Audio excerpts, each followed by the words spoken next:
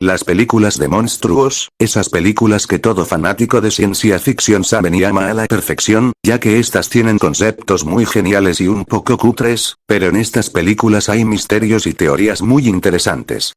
Por eso les presento el iceberg de las películas de monstruos. Hola, soy Jonathan el Pro. Y este es el tercer iceberg que hago, y el segundo video del 2022, bueno, sin más relleno, comencemos con el video.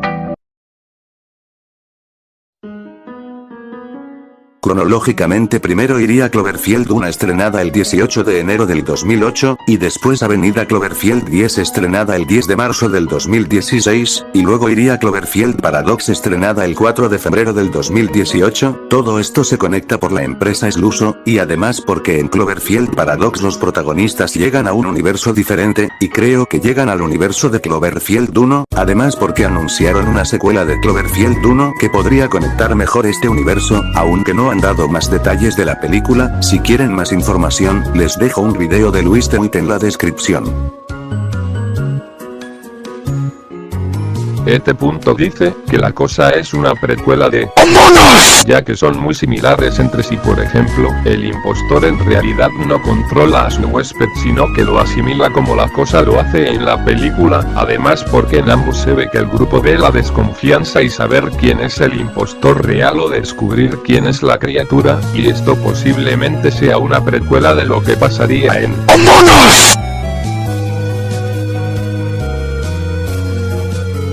Godzilla 2 era el título provisional de la película que se suponía que era la secuela de la película Godzilla de 1998, y la segunda película de una trilogía.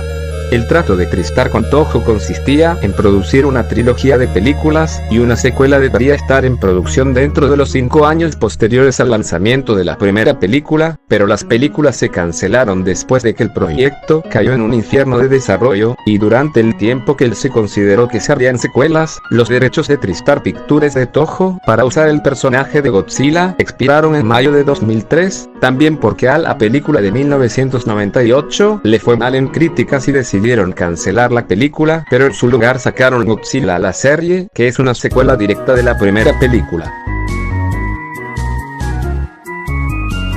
Freddy vs. Jason es una de las películas que más cariño genera por parte de los amantes del cine de género, no solo por cruzar los caminos entre dos iconos de terror como Freddy Krueger y Jason Voorhees, sino por ser una de las pocas películas que han unido diferentes universos antes de que lo hiciese Marvel, y precisamente tras ver la cantidad de crossovers y universos compartidos que estamos viviendo a día de hoy, es difícil no imaginar una posible continuación de la historia de Freddy contra Jason. De hecho, sus guionistas siempre tuvieron un concepto en mente de cara a una posible secuela, en la que otro icono se habría unido a estos dos en su personal batalla. Se trata de Phineas, famoso por protagonizar la franquicia Hellraiser, y cuya presencia estuvimos a punto de disfrutar al final de Freddy vs. Jason, dando pie a una posible secuela, cosa que nunca sucedió. Él, hablando en Twitter con los fans, el dúo de guionistas Damian Shannon y Mark Swift comentaron esto al respecto, desmarcándose del proyecto. La secuela nunca salió, pero en su lugar, sacaron unos cómics que tienen a otro icono del terror, Ash Williams, en donde ellos tres se enfrentan juntos. Todas las obras de King están conectadas en eso que los fans llaman el Kingverso, que no es otra cosa que el gran universo en el que conviven todas sus obras maestras, y las obras de Stephen King con otros universos igual de relevantes.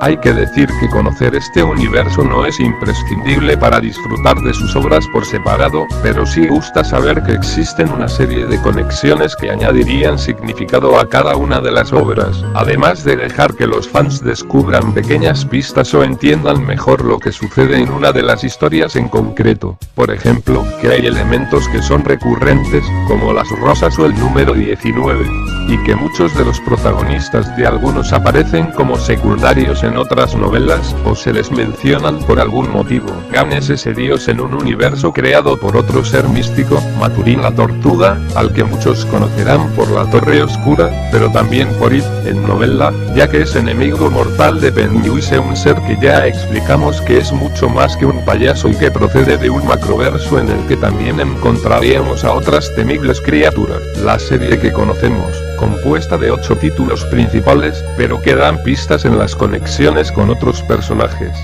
Por ejemplo, con el padre Callahan, del misterio de Salem Slot.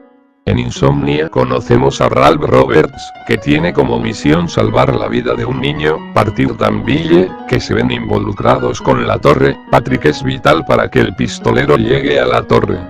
Es más, Roberts llega a conocer al rey carmesí. Por cierto, la historia de Insomnia sucede en Derry, como también pasa en Ito Cazador de Sueños. Pero, ¿es Derry el portal para llegar al mundo de la Torre Oscura? Podría ser. Las últimas teorías que circulan por ahí sostienen que Tandelo, demonio protagonista de la saga de la Torre y que se convierte en payaso al final, podría ser una de las crías de It. Y hablando de Derry, el autor Paul Sheldon, protagonista de Misery, es nativo de la ciudad y fue vecino de uno de los niños de It. Es más, también hay que decir que uno de los padres de los niños habla de manera larga y tendida de un conocido personaje del Resplandor, el cocinero Dick Halloran. Pero como si no tuviesen nada mejor que hacer, también se menciona de manera muy leve la lápida de Carrie, protagonista de Carrie obvio, que no se vuelve a mencionar. Ambas entregas de la franquicia mostraron el ingenio del protagonista para lograr este objetivo. Jigsaw es el asesino aterrador y retorcido de la franquicia Saw, su verdadero nombre es John Kramer. Sin embargo, después de ser diagnosticado con una enfermedad terminal, Kramer decide aprovechar al máximo el tiempo limitado que le queda vivo convirtiéndose en un criminal. Su plan generalmente gira en torno a atrapar a sus víctimas en un lugar lleno de juegos y acertijos que deben resolver para mantenerse con vida. Analizamos la evidencia que respalda la teoría de que Kevin se convirtió en Jigsaw. Mientras que Kevin parecía ser un niño normal, uno de los rasgos recurrentes que tienen las películas de Mi Pobre Angelito es una tendencia violenta. Daña repetidamente a los ladrones y llega a disfrutar de su dolor. Jigsaw también disfruta de la tortura y el dolor que está causando. No es demasiado difícil creer que la mente de John Kramer podría romperse después de escuchar noticias devastadoras sobre su salud y volver a su estilo infantil, solo que mucho más violento. Una similitud que hay entre los dos personajes que destaca es que Kevin tiene miedo del horno en su sótano e imagina que corra vida, y Jigsaw quemó a alguien vivo en un horno en Saw II. Así que, podría usar algunos de sus propios miedos infantiles como inspiración. La pregunta que nos queda es si hay lógica detrás de la teoría de que Kevin se convirtió en el malo de Saw. La última vez que se ve a Kevin McAllister es en Nueva York en 1992, y después de experimentar la costa este, es posible que se mudó allí cuando se hizo mayor, específicamente Pensilvania. A partir de ese momento, Kevin necesitaría cambiar su nombre a John Kramer y el resto de su vida podría encajar. También se ven casi idénticos con ojos azules, cabello rubio y una mandíbula similar.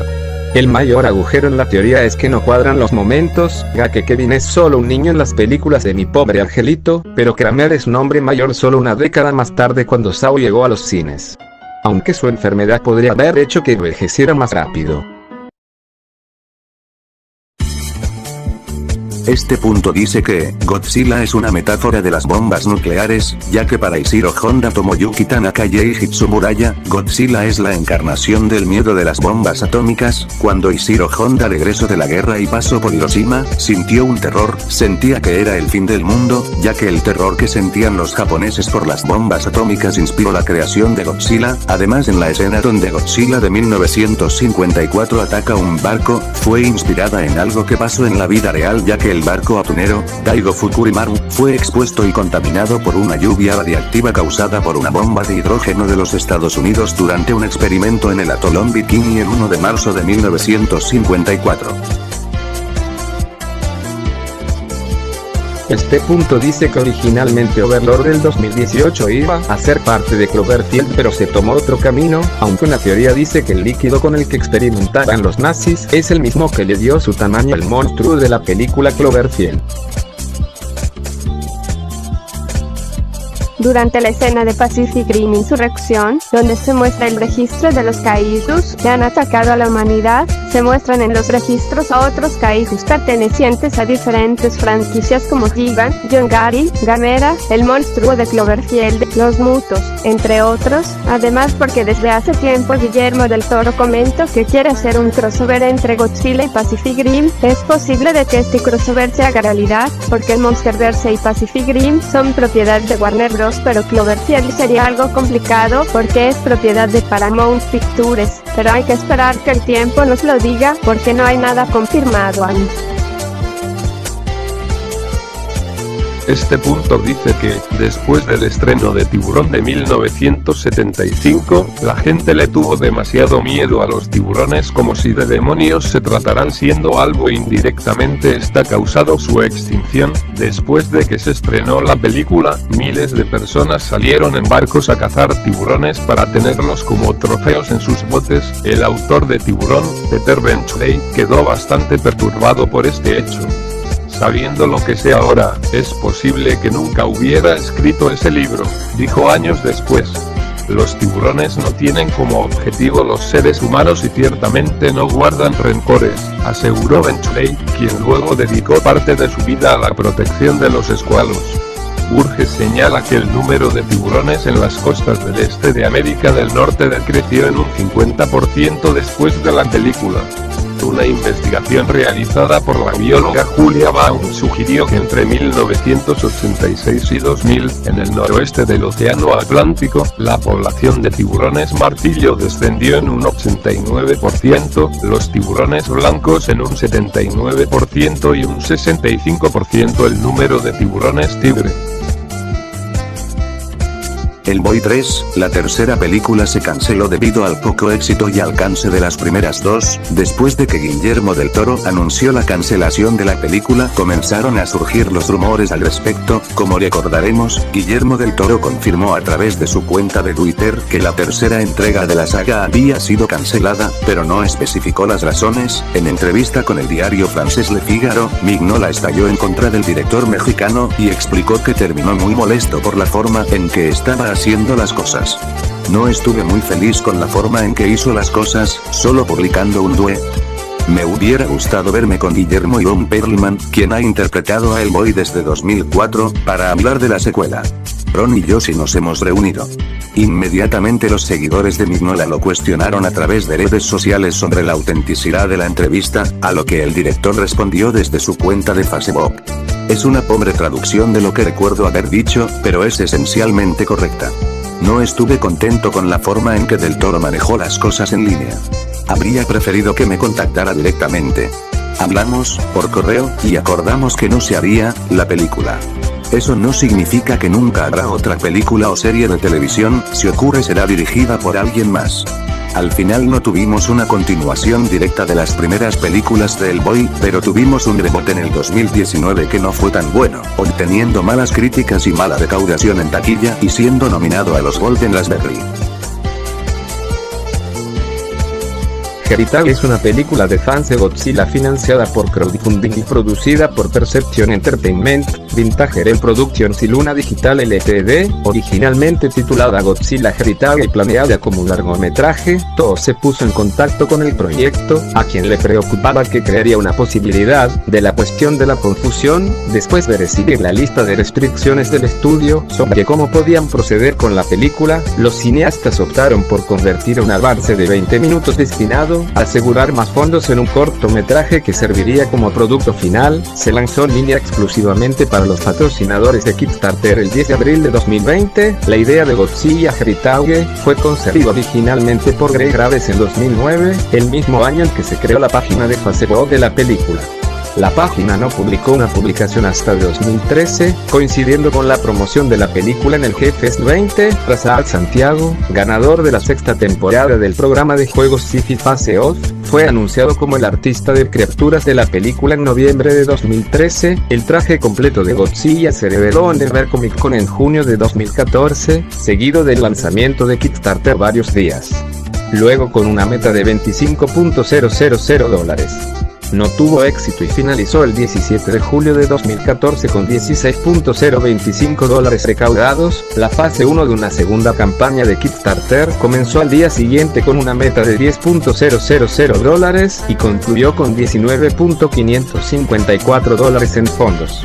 En noviembre de 2014, Razak Santiago fue relevado de sus deberes en la película y reemplazado por el concursante del Creature Shop Challenge de Jim Henson, Chas Vance. La primera vista previa se lanzó el 16 de mayo de 2015, una semana antes de que se lanzara la fase 2 de la campaña de Kickstarter y se lanzara el avance. El Kickstarter no tuvo éxito, recaudando $19.430 de una meta de $40.000. Los fondos proporcionados por el productor ejecutivo Tim Brian permitieron que la película continuara, y a mediados de septiembre se llevó a cabo el rodaje de una vista previa de 10 minutos. En marzo de 2016, Graves anunció que la vista previa no contendría ningún efecto práctico de criatura, sino que Rheinwald Films proporcionaría animación CG. Rheinwald fue reemplazado más tarde por Luna Digital. En septiembre se lanzó el segundo avance. Todo se puso en contacto con los cineastas poco después, y el acuerdo resultante descartó un tercer Kickstarter planificado.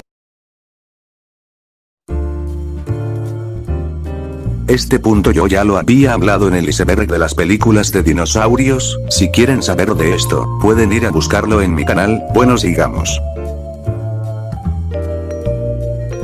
Este punto dice que La forma del agua es un plagio, porque ahora se ha referido a la acusación de plagio llevada a cabo por David Sindel, quien afirma que La forma del agua copia la trama de la obra de teatro Let Me Hear You Whisper, 1969, escrita por su padre, Paul Sindel. Del Toro responde: nunca he leído o visto la obra. Nunca he oído hablar de esta obra antes de hacer La forma del agua, y ninguno de mis colaboradores la mencionó jamás. Esa es la razón por la que vamos a juicio. No puedo digerir el momento de esta acusación. Está muy claro lo que ocurre aquí. Para mí, en realidad es un alivio llevar algo del campo de la opinión al campo de los hechos y las leyes. Puedes seguir y seguir. Podrías también añadir El Día del Delfín, que en realidad fue escrita 2 años antes que la obra. No es un elemento argumental innovador. Y la belleza de esta película no se reduce a ese elemento de la trama. La forma del agua no va de un animal, es sobre un dios. Estas ideas no son intercambiables o equivalentes. Eso sería como decir que ET es la misma historia si sustituyes al extraterrestre por un hámster. La historia de Let Me Hear You Whisper se centra en una mujer que trabaja limpiando un laboratorio, donde realizan experimentos con animales y quiere liberar a un delfín cuando descubre que van a matarlo para analizar su cerebro. Mark Todorov, el abogado de la familia Sindel, mantiene que hay 69 similitudes entre la obra de teatro y la película de Guillermo del Toro. Todorov afirma que la demanda no pretende arruinar las opciones de Oscar de La forma del agua. Sorprendentemente, el abogado aclara que su cliente no ha visto La forma del agua y que la acusación de plagio procede de una oleada de reacciones en las redes sociales por parte de gente que ha leído la obra original. Fox también se ha pronunciado sobre la demanda en una nota pública donde califica de infundada la reclamación de la familia Sindel y sostiene que la demanda coincide con los premios Oscar para presionar al estudio y que se llegue a un rápido acuerdo entre las partes. En su lugar, nos defenderemos vigorosamente y, por extensión, a este film innovador y original, declara el estudio. Si bien es evidente que hay algunos elementos en común entre ambas historias, me parece exagerado hablar aquí de plagio. Hay numerosas otras con tramas similares. Rachel Ingalls también escribió sobre un romance entre una mujer y un monstruoso hombre anfibio en su novela La señora Caliban, y en todo caso quizá debería ser Universal quien tuviera problemas con Guillermo del Toro por robarles el concepto a la base de la mujer y el monstruo. ¿Qué opinan? ¿Crees que La forma del agua es un plagio? Esta teoría dice que el monstruo de la película Super 8 era un alien de la misma especie que los de la película de Cloverfield. Sin embargo, aún las películas son del mismo director. Los aliens tienen ciertas diferencias que los hacen distintos, además de que el director ya lo desmintió varias veces. El concepto original del depredador que se llevó inicialmente a la pantalla fue diseñado por el especialista en efectos especiales Richard Edlund y su compañía 2 Film Studios. En este primer diseño, la criatura extraterrestre tenía un cuello más largo, una cabeza similar a la de un perro y unos enormes ojos. Para interpretar al primer depredador se contrató al actor Jean-Claude Van Damme. La idea era que las habilidades de la estrella en las artes marciales harían de la criatura un cazador ágil. Sin embargo, durante el rodaje se hizo evidente que la diferencia física con Arnold Schwarzenegger, Carl Weathers o Jesse Ventura era demasiado grande, por lo que se necesitaba un hombre físicamente más imponente para que la criatura pareciera amenazante. De todo, con este primer diseño y con Jean-Claude Van Damme debajo del traje, comenzó el rodaje de Depredador en las selvas de Palenque, México. Tras unas pocas semanas de filmación, se decidió abandonar finalmente esta idea inicial. Por un lado, las ubicaciones en la jungla hacían demasiado difícil filmar con el complejo diseño del depredador, y por otro lado Van Damme definitivamente no era la persona adecuada para interpretar a la criatura. Uno de los problemas principales era que las extensiones de las piernas, tal como se había concebido la criatura en las maquetas, prácticamente impedían caminar al especialista que llevara el traje. Para intentar solucionarlo se montó un arnés con cables en la densa jungla mexicana, pero rápidamente se demostró poco práctico. Necesitaban una criatura que pudiera escalar, luchar o caminar por el agua, y el traje original simplemente no se ajustaba a lo que buscaban para una película de acción. El traje había sido construido específicamente para Jean-Claude Van Damme, quien debía moverse y saltar por la jungla encarnando a la criatura, algo muy alejado de lo que el actor pensaba en realidad que sería su papel en el film. Al poco tiempo de comenzar la filmación, se dio cuenta de que había sido contratado poco más que como un especialista de cine, y se sentía ridículo corriendo por la selva con el incómodo traje, especialmente con la versión roja que se realizó como primera idea para el dispositivo de camuflaje. Se decidió parar la producción y se contrató al especialista en efectos visuales Stan Winston para que diseñara un nuevo depredador, una recomendación que venía del propio Schwarzenegger, con quien había trabajado anteriormente en la película Terminator 1984. La primera inspiración de Stan Winston para el diseño del Predator provino de una obra de arte que vio en la oficina del productor Joel Silver, una pintura de un guerrero rastafari de otro mundo. Comenzó a dibujar y diseñar la criatura alienígena con una especie de plumas que en realidad se verían como rastas. Mientras volaba a Japón con el director James Cameron, Winston estaba trabajando en el arte conceptual del diseño de la criatura durante el vuelo cuando Cameron le dijo: "Siempre quise ver algo con mandíbulas", un comentario que no pasó desapercibido para Winston, que incluyó la idea en su diseño final del depredador que protagonizaría finalmente la película. Este diseño final presentaba una cabeza con colmillos que se extendían desde las mandíbulas, pero por lo demás era básicamente humanoide en cuanto a su fisiología, lo que le facilitaba ser retratado por un especialista con un traje, ya que podía caminar sin ayuda de cables o arneses. El estudio de Stan Winston se encargaría de crear el traje de la criatura y de todos los efectos especiales artesanales y mecánicos de la primera película de Depredador y de su secuela de 1990. Por su parte, Jean-Claude Van Damme fue retirado de la película y reemplazado por el actor Kevin Peterol, idóneo para encarnar al Depredador gracias a sus 2,18 metros de estatura. Como última curiosidad, independientemente de la versión oficial de la historia, Van Damme siempre ha afirmado que fue él quien abandonó la filmación voluntariamente, alegando que no se veía su cara en ninguna escena, ni le permitieron desplegar sus característicos movimientos de kickboxing. El diseño original del depredador se reutilizó y se le cambió el nombre como Megis, convirtiéndolos en unas criaturas invasoras, y en la figura de acción de la marca NECA, el depredador Alpha. Este punto dice que los Skullcrawlers extinguieron a los dinosaurios en la isla Calavera, ya que hay evidencia de que habían dinosaurios en la isla Calavera, aunque puede ser que los dinosaurios en la isla murieron por el cambio climático, o posiblemente los Skullcrawlers mataron a todos los dinosaurios de la isla, ya que estos comían especies grandes como la especie de Kong y otras criaturas de la isla Calavera, además porque las criaturas de la isla Calavera se camuflan en el entorno para no ser devorados y asesinados por los Skullcrawlers. Puede que esto sea el motivo de que los Skullcrawlers extinguieran a los dinosaurios, ya que ellos no se podía camuflar y porque ellos eran enormes. Si quieren más información, en la descripción les dejo un video que lo explica mejor. Durante la caótica producción de Alien 3, se realizaron varios guiones que nunca se usaron porque el estudio Fox los rechazara. Por ejemplo, William Gibson había hecho un guión para Alien 3 que fue creado en 1988. Este era el segundo borrador del guión. Hubo otro que fue realizado en 1987, pero el segundo borrador también fue rechazado por el estudio Fox, y no es el único guión de la película que fue realizado, ya que hubieron 10 guiones diferentes que el estudio Fox rechazara, y otros abandonaban el el proyecto, porque aún no tenían un guión definitivo, pero los borradores de William Gibson fueron adaptados en 5 números publicados por Dark Horse en el 2018. Si quieren saber de este cómic, Jonathan les deja un link del video en la descripción. Este punto dice que las películas de Freddy Krueger, Jason Voorhees, Michael Myers y la Interface y Chucky están conectados en el mismo universo, porque el viernes 13 parte 9 se ve al Necronomicon de las películas de Evil Dead en la casa de los Voorhees, y en la película de Evil Dead 2 se ve el guante con cuchillas de Freddy Krueger. Además, en la película de la novia de Chucky podría reforzar esta teoría, ya que se ve la máscara de Michael Myers, el guante con cuchillas de Freddy Krueger, la máscara de Jason Voorhees y la motosierra de la Interface. Además, hay una película que puede conectarlo todo, pero lo veremos más adelante en el iceberg.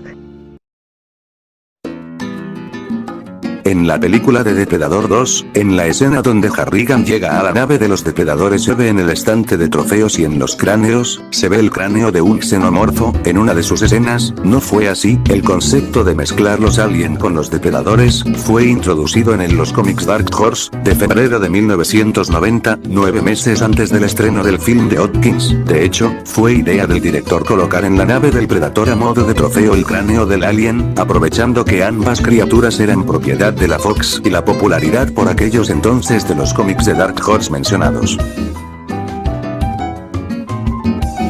Una de las teorías más fuertes es que la forma del agua se trata de una precuela de Hellboy. Entre las principales razones de los fanáticos de Del Toro es el parecido físico entre Sapien, el hombre pez mejor amigo de Hellboy, y la criatura acuática que protagoniza la forma del agua. Según la teoría, la similitud es obvia, por lo que Sapien sería una versión de mayor edad. Después, los fans explicaron que el hecho de que Doug Jones, uno de los actores más queridos de Del Toro, da vida a ambos personajes es otro elemento importante a considerar. Por supuesto, las especulaciones no pararon y los detalles se hicieron cada vez más precisos. Por ejemplo, Abe Sapien es un genio telépata que disfruta de los libros, la música clásica y de comer huevos. Estos mismos rasgos los comparte con la criatura acuática de la forma del agua. De esta manera, se explicaría el vínculo emocional que tiene con una mujer muda, Sally Hawkins, en el nuevo filme. Sin embargo, y a pesar de todas estas relaciones, fue el mismo Guillermo del Toro quien descartó que la forma del agua fuera una precuela de Hellboy, luego de que un usuario le preguntara si había alguna conexión.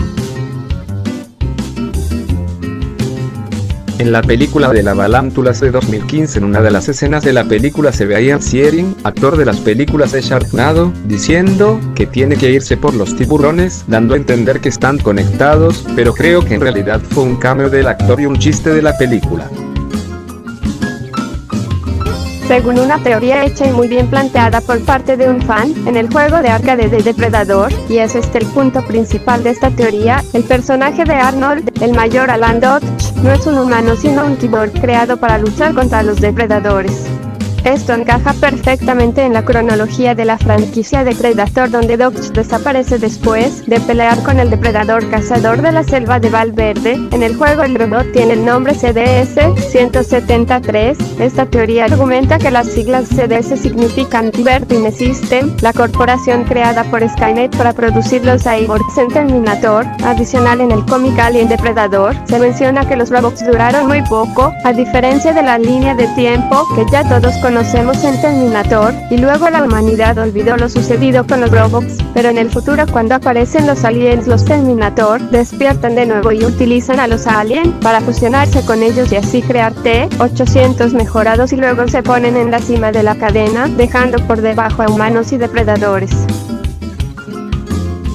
Este punto dice que en Rampage Devastación, en una supuesta escena eliminada, se ve a una criatura con tentáculos en las profundidades del océano. Es posible de que sea el Kraken, o un calamar o pulpo afectado por el patógeno, aunque si hubiera sido así, esta criatura hubiera sido llamada por la antena, como pasó con George Dalpilisi, y posiblemente esta escena hubiera sido para abrir paso a una posible secuela. Esto puede ser algo posible, ya que el videojuego de Rampage hay un personaje llamado Cal el Calamar. Puede que sea posible. Si quieren más información, les dejo un video en la descripción que lo explica mucho mejor.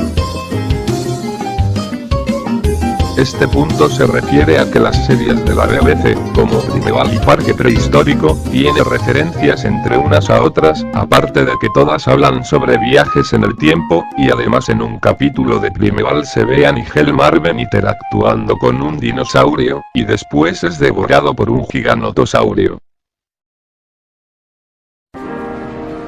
Este punto se refiere a que, originalmente la película Un lugar en silencio, iba a ser parte del universo de Cloverfield, pero por diversos motivos sería cancelado y puesto en un universo independiente. Durante mucho tiempo se rumoró un crossover entre Resident Evil y Inframundo. Paul Anderson el que ha tenido una revelación y ha decidido que lo mejor para seguir adelante es crear un crossover que una las franquicias de Resident Evil y de Inframundo. Recordemos que el director ya fue el artífice de ese otro crossover que por poco no acaba con dos sagas míticas de la ciencia ficción como fue Alien contra Depredador, aunque él mismo reconoció que esa obra fue una decepción. Esta vez no sé si es que no aprende de los errores o es que se le ha ocurrido algo completamente distinto para unir estas dos sagas, pero parece que su interés no lo comparten las productoras. De hecho Capcom, compañía creadora de los videojuegos de Resident Evil, no se ha mostrado nada interesada en esta idea, lo cual podría ser un escollo insalvable. En cuanto a las dos protagonistas, que al fin y al cabo serían los elementos claves si pretenden que esta nueva obra triunfe, Anderson no cree que tengan ningún inconveniente en por ahora todo. Esto no es más que una idea que aún tiene que madurar mucho y, lo que es peor de todo, convencer a una productora para que la financie. Esta teoría dice que la otra madre Jess o Pennywise son hermanos. Si lo piensas más de lo que parece, según la teoría, sabemos que Pennywise es un monstruo interdimensional que se alimenta del miedo de los niños, atrayéndolos adoptando la forma de un payaso y transformándose en aquello que más miedo les da en la tierra. Sin embargo, sabemos que su forma real es una especie de araña gigante que resulta ser los fuegos fatuos, una masa de luces que con tan solo mirarlas provoca muerte o locura. Como bien sabemos, les pasa a ciertos personajes en la novela y la película. La Beldamo, la otra madre, por su parte, es igual de aterradora y es capaz de atraer a sus víctimas, cambiando de forma a placer y manipulando la realidad que rodea a sus víctimas. Eso sí, en lugar de convertirse en aquello que los niños más temen, se transforma en lo que los niños más desean. En el caso de Coraline, unos padres presentes e involucrados no buscan el miedo, sino que hasta tal punto que no deja nada a ellos. Además, tampoco es humana, sino que también tiene esa forma de araña gigante. Coraline consigue acabar con ella cuando rompe esa ilusión en la que estaba viviendo, rescatando así las almas de todas sus víctimas, pero no son los únicos, porque los que siguen los trabajos de Stephen King sabrán que Danilo, de la serie La Torre Oscura, podría ser otro ser de la misma especie que los anteriores.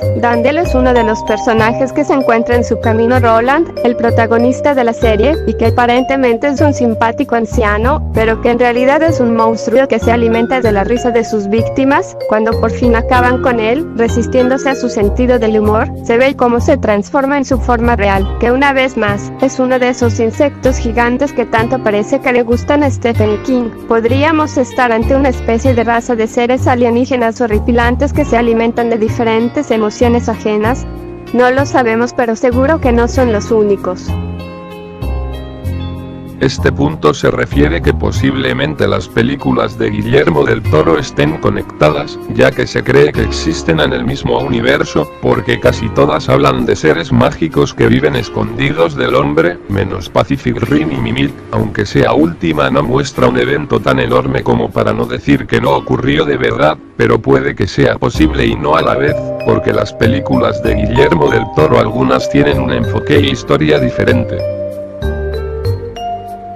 Este punto lo conecto por dos porque casi no encontré información, pero estos dos puntos dicen, en la película del laberinto del fauno del 2006, el fauno se hacía joven en cada que aparecía. Aparte de eso hay una teoría de que dice que la protagonista Ophelia, en otra vida estaba casada con el fauno, y por eso era la insistencia de que ella terminara las misiones para ir al otro mundo y estar con ella. Space Monster Wang Magui, es una película de kaiju de Corea del Sur de 1967, fue la segunda película de monstruos gigantes que se hizo en Corea del Sur, y una de las películas de ciencia ficción hechas completamente en Corea, cuenta con una variación espacial en la trama de King Kong, se inspiró en películas japonesas de kaiju como Godzilla y Kong, sus 157.000 extras estuvieron entre los más reclutados jamás para una película, la película no se ha lanzado en los medios domésticos, aunque existen imágenes de la película y el archivo de cine de Corea ha realizado proyecciones de la película, solo hay 16 segundos de la película en YouTube, y creo que nunca saldrá de Corea del Sur. Al final de Krampus el 2015, después de que la familia sean todos atrapados, se ven a todos felices y celebrando la Navidad, y uno de los chicos abre un regalo y se ve que es una de las campanas de Krampus, y la familia se queda callada y un poco asustada, y la cámara se aleja y se ve que Krampus encerró a la familia en una esfera de nieve. Esto tiene dos significados, el primero es que Krampus dejó ir a la familia y solo los observa, y el segundo es que posiblemente Krampus los capturó y ahora viven en un limbo donde siempre es Navidad.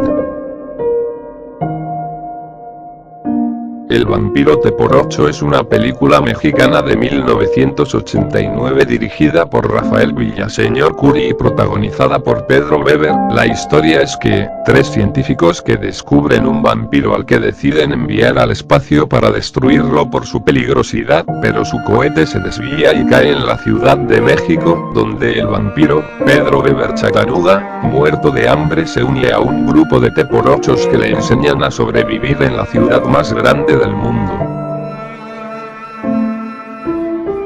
Pulgasar es una película norcoreana de ciencia ficción y acción dirigida por Shin Sang-ok y Chong Gong-ho. Fue estrenada por primera vez en Corea del Norte en 1985. La película es una versión muy similar a la japonesa Godzilla, y de hecho tanto Teruyoshi Nakano como personal de la productora japonesa Toho participaron en la creación de los efectos especiales de la película. La película fue supervisada en todo momento por Kim Jong-il, cuyo nombre quiso también que figurase en los créditos de la misma como productor ejecutivo, contando con la participación de hasta 10.000 soldados de su ejército como extras de las multitudinarias batallas que ocurren a lo largo de la película, especialmente la última. La película estuvo rodeada de polémica, debido a que su director, el surcoreano Shin Sang-ok, fue presuntamente secuestrado en 1978 por los servicios de inteligencia de Corea del Norte por orden expresa de Kim Jong-il, por aquel entonces, hijo del gobernante Kim Il-sung, para obligarle a hacer películas para su que hizo, antes de lograr escapar en 1986. Thanksgiving o El pavo asesino de Acción y Gracias, es una película de comedia de terror estadounidense de 2007, escrita y dirigida por Jordan Downey. Le siguió una secuela de 2012 titulada Thanksgiving 3, cuyo presupuesto de $112.248 se recaudó a través de una campaña de Kickstarter. La historia es que, unos jóvenes mientras se dirigían a casa para las vacaciones de Acción de Gracias, un perro orina en un tótem haciendo que reviva un pavo asesino, y los jóvenes tienen que huir del pavo homicida que los quiere muertos. Mientras el pájaro maldito los persigue uno por uno, los sobrevivientes luchan por encontrar una manera de derrotar a la criatura poseída. ¿Por qué chuchas existe esta película?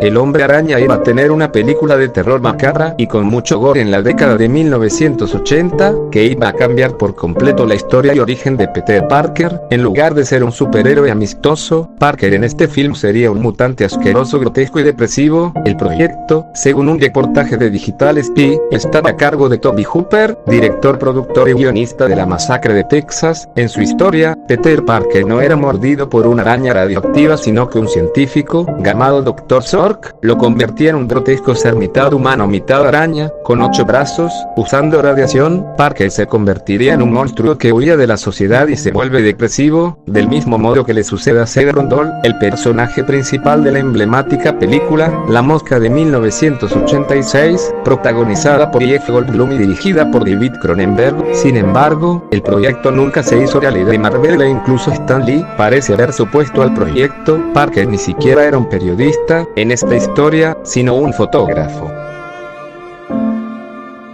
El condón asesino es una comedia de terror alemana de 1996 en formato dirigida por Martin Wolf. Está basado en los cómics Condom des Grauens y Bis auf die Knochen de Ralph Knier. La historia es ambientada en las partes sórdidas de la ciudad de Nueva York. El condón asesino sigue al detective G. Luigi Maccheroni, que ha sido contratado para investigar una serie de extraños ataques en el Hotel Kiki en los que a todos los invitados masculinos se les ha arrancado el pilín misteriosamente de un mordisco.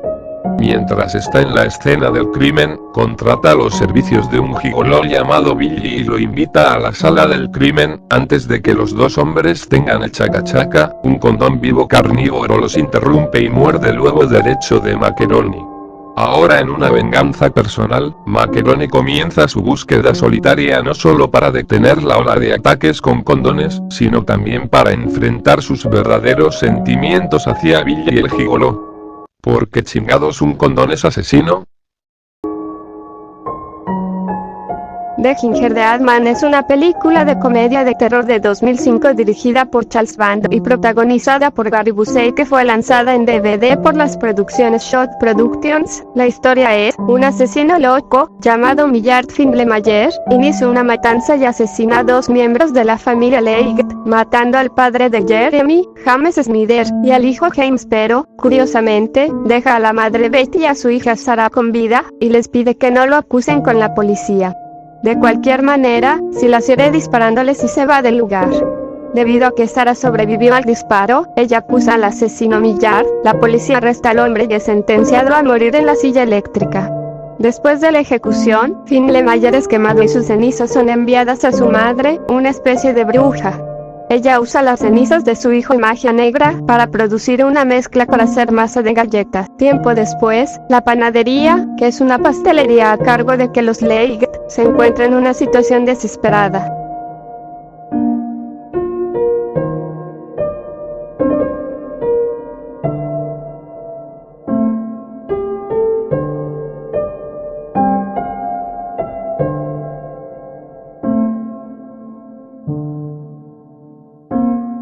De vuelta en el trabajo, Sarah y otro empleado de la panadería, Brickfield, encuentran un paquete que contiene una mezcla misteriosa de pan de jengibre en la puerta trasera de la panadería, la cual fue dejada por la madre de Findlemayer. Ellos comienzan a utilizar la mezcla, pero Brick se corta, lo que permite que su sangre contamine la masa. Debido a esto, una mano empieza a moverse en la harina de una forma aterradora. Sin embargo, nadie lo nota. Luego hace un gran hombre de jengibre grande con la masa contaminada y lo coloca en el horno industrial para cocerlo. Lorna vuelve a la panadería y suelta una rata en el negocio para que el departamento de salud clausure el lugar, pero Sarah la descubre y ambas comienzan una breve pelea.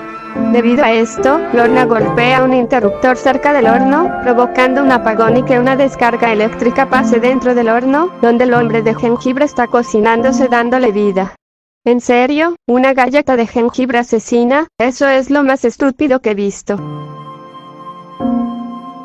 La teoría en cuestión sostiene que la serie de Breaking Bad es una precuela de The Walking Dead, y que las metanfetaminas que Walter White producía, conocidas como Blue Sky, fueron las responsables del estallido zombie. Algunos fanáticos incluso sostienen que el primer zombie es Gus Fring, Giancarlo Esposito. Hay otras coincidencias entre ambas series que los fanáticos descubrieron. Una de ellas es la aparición del auto Dodge Challenger con tiras negras que Walter compra y luego vende en Breaking Bad. El mismo vehículo es conducido por Glenn en The Walking Dead. Algunos fanáticos incluso sostienen que el primer zombie es Gus Fring, Giancarlo Esposito, pero la teoría no tiene fundamentos, además de que el virus zombie es de origen extraterrestre.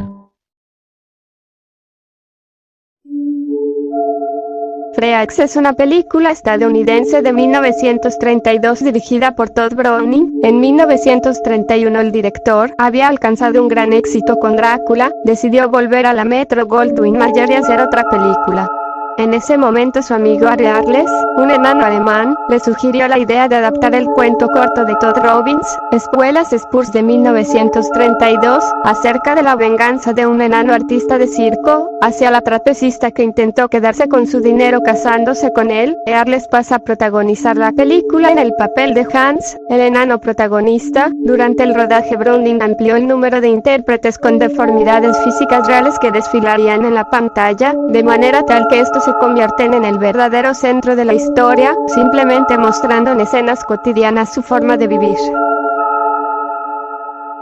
La conquista del polo es un cortometraje francés mudo realizado por Georges Méliès en 1912, vagamente inspirada en la novela de Julio Verne. La historia es las aventuras del capitán Hatteras y en los acontecimientos de la época relativos a la exploración del Ártico. La película sigue las cómicas desventuras de un grupo internacional de exploradores en un viaje al Polo Norte, donde se encuentran con un gigante de escarcha devorador de hombres y una peligrosa aguja magnética. La película, una de las últimas obras cinematográficas de Méliès, fue estrenada por los hermanos Pathé y aclamada por la crítica en Francia e Inglaterra, pero resultó ser un fracaso de taquilla y contribuyó a las crecientes dificultades financieras de Méliès.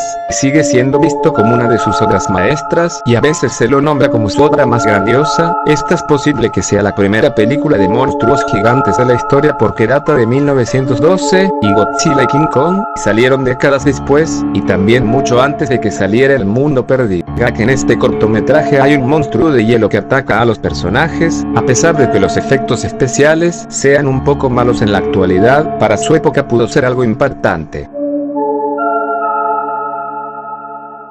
King Kong japonés es un cortometraje japonés mudo de 1933 dirigido por Torajiro Saito, escrito por Akira Fushimi y con Isamu Yamaguchi. La película se destaca por ser una de las primeras películas japonesas de monstruos. Fue distribuida por Shochiku, quien también obtuvo los derechos de distribución japonesa de la película original. Se tiene la sospecha que se realizó sin el consentimiento de Recaro, titulares del King Kong original. La trama va de un hombre intenta ganar dinero para salir con su novia, usando un disfraz de King Kong para una sala de cine, pero cuando ve a su novia con un hombre más rico, él enfurece y lo persigue hasta dejarlo inconsciente, pero las personas creen que eso fue parte del acto, por lo que el dueño le da un buen salario, así logra recuperarla. La película se ha perdido y no se ha visto durante mucho tiempo. Se cree que fue una de las muchas películas destruidas durante los bombardeos de Hiroshima y Nagasaki en 1945. Todo lo que ha sobrevivido son 2 fotogramas y varios volantes. Estado perdido. El alimento del miedo es una película de terror mexicana dirigida por Juan López Moctezuma y estrenada en 1994, un año antes de su fallecimiento. Se basa en la leyenda urbana de la tamalera asesina. La trama de la película empieza en un barrio de clase baja en la Ciudad de México, cuando una compañía presenta un acto de circo dirigido por Don Ramón. No confundirlo con el personaje del Chavo del Ocho. Él y su esposa Petra tienen que cuidar a la hija de una vecina que había sido encarcelada por tráfico de drogas. Petra decide que la niña de 5 años debe trabajar por su cuenta, obligándola a hacer tareas domésticas. Más tarde, la pequeña, a la que apodan la Liendre, se hace amiga de un niño que trabaja como payaso en la calle. Surge una complicación cuando un hombre con intereses satánicos llega a la casa de Ramón y desarrolla un interés amoroso en Petra. Una pelea entre los tres hace que la Liendre sufra un accidente, y para evitar problemas con la policía, Petra usa su cadáver para hacer tamales que después vendería. La película cayó en la oscuridad durante varios años. Se desconocía si había sido terminada o proyectada alguna vez. No se tiene conocimiento de algún póster promocional ni fotografías, y la mayoría del elenco ha fallecido. Moctezuma fallecería un año después del rodaje, siendo incapaz de verla estrenada. Al ser la última película del director, la información de la misma es escasa. Esta se encuentra listada en la base de datos de la Cineteca Nacional de la Secretaría de Cultura en México, por lo que existe la posibilidad de que se encuentre archivada ahí. En el año 2006, Macabro Festival Internacional de Cine de Horror. Desde entonces no se ha vuelto a proyectar. Estado La llegada del Gran Buda es una película Keiju de 1934 dirigida por Yoshiro Yamasa y producida por Giant Buddha Movie Factory. Es la primera película japonesa conocida que presenta un personaje que sería el antecesor de los actuales kaijus. La trama gira alrededor de una estatua de Buda gigante de 33 metros que cobra vida y comienza a recorrer el país, principalmente por lugares turísticos, antes de ir volando a Tokio para salvar a las personas. Algunas escenas conocidas son una escena en la que una geisha baila en la mano del gigante, una escena en la que camina sobre un tren, otra en la que descansaba su cabeza en un edificio de 3 pisos. Las escenas en las que había color representaban el cielo y el infierno. Se tenía planeado que esta tuviese muchas secuelas, al más puro estilo de Godzilla, pudiendo ser una franquicia muy larga, pero solo se proyectó en muy pocos cines japoneses. Según algunas personas que trabajaron en la película, la única copia que había de la película fue destruida. Las únicas imágenes conocidas de la película que se tienen son de un artículo de una revista y algunos anuncios publicitarios. En el 2018, un remake de la película fue lanzado en cines japoneses, bajo supervisión del nieto de Yamasa, Estado Perdido. King Kong aparece en Edo es una película dramática japonesa de 1938 producida por Zenshun Cinema, ambientada durante el período Edo de Japón. La película se hizo en 2 partes, estrenándose con una semana de diferencia 31 de marzo y 7 de abril, respectivamente, bajo los nombres de Enge no Maki, episodio del monstruo, y Ougon no Maki, episodio de oro. Su sinopsis es: Tsunami es secuestrada misteriosamente por lo que su padre envía a varios hombres a buscarla prometiendo una gran suma de dinero para quien encuentre a su hija, pero Magonojogo, uno de los hombres, se burla de los esfuerzos de sus compañeros, siendo este, la mente detrás de su secuestro. Usa a un simio gigante que él entrenó para secuestrarla. Es posible que el simio cambie de tamaño en la película, una teoría realizada por James Rolfe de Cinemasacre a juzgar por las diferentes imágenes que componen el cartel, en donde Kong alterna su tamaño entre humano y gigante. La película no ha resurgido y todo lo que existe actualmente son carteles e imágenes promocionales. Se cree que todas las copias de la película fueron destruidas en el bombardeo de Hiroshima y Nagasaki en 1945, al igual que con el King Kong japonés de 1933, aunque ninguno de los creadores o productores de la película ha confirmado que esto sea cierto. Hay un video en YouTube que aclama ser un fragmento de la película, pero se comprobó que era falso debido a su alta definición. Este pertenecía a la película Jackie, además de que incluía a un hombre con una pistola, artefacto que no existía en el periodo Edo. Se sabe que la película se hizo sin permiso de RKO, la compañía que tenía los derechos de la película original de King Kong en ese momento, aprovechándose del éxito de su reedición en 1938. En 1988, se entrevistó a Fuminori Ohashi, el responsable del traje del Godzilla original de 1954, que comentó lo siguiente: la primera creación de modelos en ser contada como dirección de arte especial en el cine japonés fue un gorila gigante que hice para la película King Kong aparece en Edo, hace 50 años. Estado Perdido.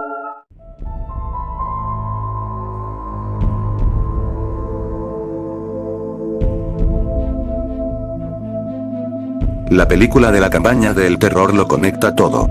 Esto dice que posiblemente la película de la campaña del terror lo conecte todo, ya que hay una organización que libera monstruos en el mundo para matar gente y evitar el fin del mundo por unos dioses llamados los antiguos, deidades destructivas que cada año hacen un sacrificio liberando monstruos en el mundo. Los monstruos que aparecen son referencias a los de otras películas. Esto diría que todas las películas de monstruos, excepto extraterrestres, ocurren en ese mismo universo, pero orquestado por esa organización, y es posible de que las películas de terror con asesinos como Freddy Krueger, Jason Voorhees, Michael Myers, y Leatherface, y Chucky, y otros asesinos del terror y criaturas de las películas, estén conectados en el mismo universo.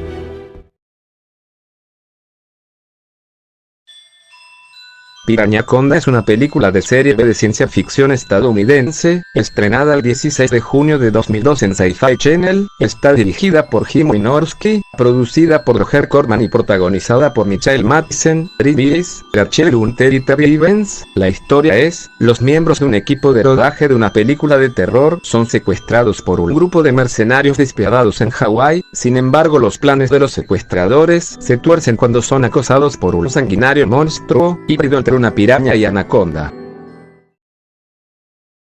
El Vengador Tóxico es una película estadounidense estrenada el 11 de abril de 1984 dirigida por Michael Erd y Lloyd Kaufman, y producida por Troma Entertainment. La historia es, una población llamada Cromaville localizada cerca de Nueva Jersey, ya que se ve al fondo esta ciudad, tiene el dudoso honor de ser la capital mayor gestora de residuos, basura tóxica y de malhechores. En esa ciudad hay un gimnasio en donde trabaja como empleado de mantenimiento el protagonista, un joven muchacho un tanto introvertido y pendejo también conocido como Melvin. Todo transcurre más o menos con normalidad, ya que el alcalde es un corrupto. Hay una banda de jóvenes que se dedica a atropellar a niños y mujeres. El protagonista es objeto de burlas de un grupo de locos del gimnasio, los cuales le hacen una broma de mal gusto y por su vergüenza, sale corriendo por un pasillo hacia una ventana y cae en un barril de ácido con pestilencia tóxica en el cual se deforma adquiriendo poderes, así como poderes para salvar la ciudad, con los cuales se vengará de los causantes de su desdicha y de paso limpiará la ciudad de racistas y mala gente.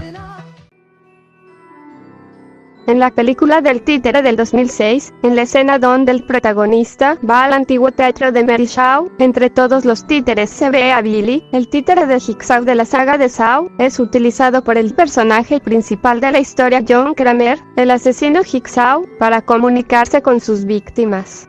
Este cambio de la marioneta fue puesto por el director James Wan, porque él es el creador de la memorable y perturbadora saga de Saw, y director de la película del títere.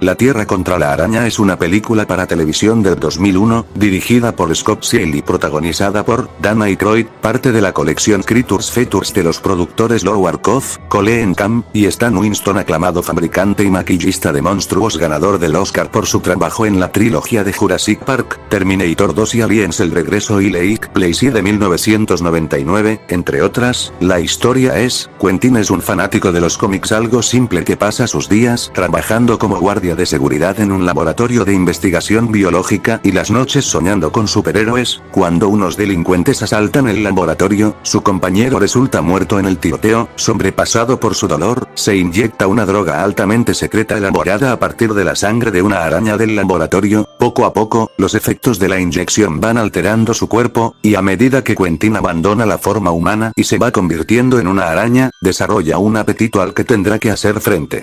Lo peculiar de esta película es que nos muestra una versión más realista y retorcida de El Hombre Araña, y además, la película salió mucho antes de la primera película de El Hombre Araña del 2002. Al final de la película de La Cosa de 1982, después de que McGrady explotara la base y matara a la criatura, aparece Childs, y McGrady pregunta que en dónde estaba, y Childs diciendo que se perdió y no los encontraba. McGrady duda pero le da igual, y los dos se quedan solos y toman whisky en el Ártico esperando lentamente sus muertes. Una teoría dice que Childs era la Cosa al final de la peli, porque cuando McGrady estaba cansado se le veía el aliento en la boca y Childs no tenía, y hubo un final alternativo que dice lo que le pasó a McGrady, ya que en este final McGrady fue rescatado y llevado a una base militar, y le hacen una muestra de sangre revelando que él no era la Cosa. Gogola es una película de monstruos hindú estrenada en 1966. Se cree que es la única película de monstruos que produjo Bollywood. Es conocido por ser una copia de Godzilla, película realizada 7 años antes en Japón. El argumento es, grupo de adolescentes, entre estos, Akshay Kumar, que ven a un monstruo gigante y corren para avisarle a las autoridades. Estos no les creen y son ridiculizados. Nadie los escucha hasta que el monstruo llega a tierra y destruye una ciudad, sin nada que lo detenga. Un científico, el padre de Asa, descubre un veneno que puede matar al monstruo, lo que hace que Kumar se ofrezca para inyectarle la sustancia. Sin embargo, su rival Lacho intentará asesinarlo para robarle su fama. Se dice que al final de la película, Gogol mata al villano antes de sucumbir al veneno letal. Otras versiones dicen que son los militares quienes acaban con su vida. Casi no hay información sobre esta película, y no hay copias sobrevivientes conocidas. En un blog sobre cine bollywoodense, se ofrece una buena recompensa para la persona que pueda encontrar, además del argumento, lo poco que ha sobrevivido es la banda sonora, carteles promocionales y algunos fotogramas. Estado perdido. Y bueno, eso es todo por hoy. Gracias por ver el video, le agradezco mucho al grupo de Facebook y el Posting, y otra vez al creador de este iceberg, Juan José Hernández Salinas, por darme su autorización por usar otro de sus icebergs, y le agradezco a mis compañeros del canal, Wolfine y Atsune, y Cocodrilo. No olviden seguirme en YouTube y TikTok. Adiós.